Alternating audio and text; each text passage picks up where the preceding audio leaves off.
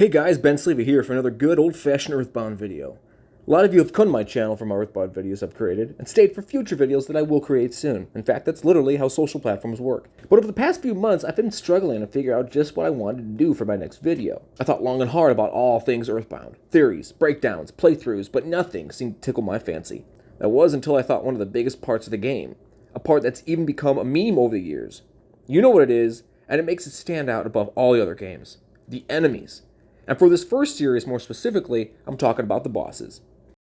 Now, believe it or not, there are 29 bosses in the game, both sanctuary-based as well as plot-pushing bosses, and this series will cover all of them.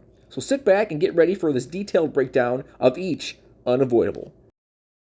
After asking myself what the best order to do them, I've concluded that the smartest way is to start at the beginning and go straight through to the end, not only to help myself stay on track, but also, if you're following along as you play, I don't want to spoil anything.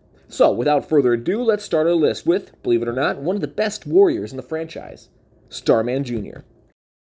Starman Jr. appears as the first boss in the game and is revealed to have followed Buzz, a mysterious survivor of an enslaved Earth 10 years in the future, back to Ness's time. It's during that fateful night where Buzz meteor lands, and Ness is forced to team up with Porky and Pokey, that we are thrown straight into a battle with Starman Jr. I should say as a footnote that I'll try to keep my speculations and theory out of these breakdowns, but I think it's fair to say that either Starman Jr. was sent or happened to see Buzz escape and blindly followed him back in time. The Starmen are a race of beings in Earthbound Beginnings and Earthbound. They are extraterrestrial beings and are among original users of PSI. Starmen are common among the higher ranks of Gygas' army. It is unknown if Starmen are organic or synthetic, or if their outward appearance is just a suit. The American Earthbound Player's Guide implies in their enemy description that Starmen are robots. Their speech in Earthbound also reflects this. In Mother 2, Starmen use the katakana script, which is a common way to denote robotic-sounding speech. The English version, lacking this, gives it whirls, beeps, and clicks to indicate they are robotic beings. However, they may be organic, as the rust promoter, which is supposed to damage mechanical enemies, is useless against Starmen of any kind. Also, an enemy called Ghost of Starman is encountered towards the end of Earthbound, but if Starmen are robots, they wouldn't be able to become a ghost. The description of Ghost of Starman in Earthbound Player's Guide refers to it as an alien. They may also be connected via some sort of hive mind.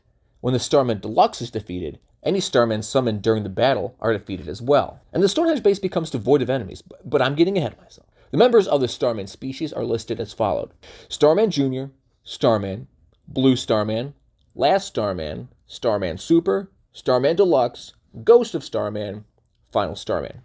According to the official Earthbound Player's Guide, atomic power robots are early prototypes to the Starman series. That's kind of cool. So, Starman Jr. shows up smack dab in the middle of our hero's path, and the battle begins.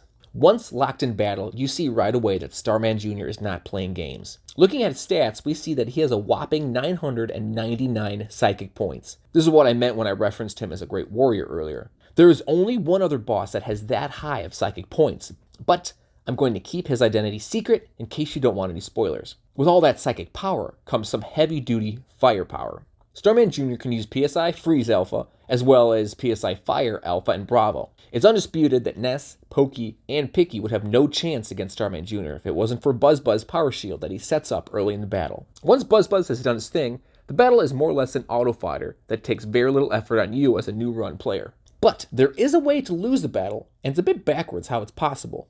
If you have the patience to fight dogs, birds, and snakes, and level up to level 12, where you learn Shield, then you can apply that shield during the battle, and, in turn, cancels out Buzz's shield, leading to an almost certain one-hit death from good old Starman Jr.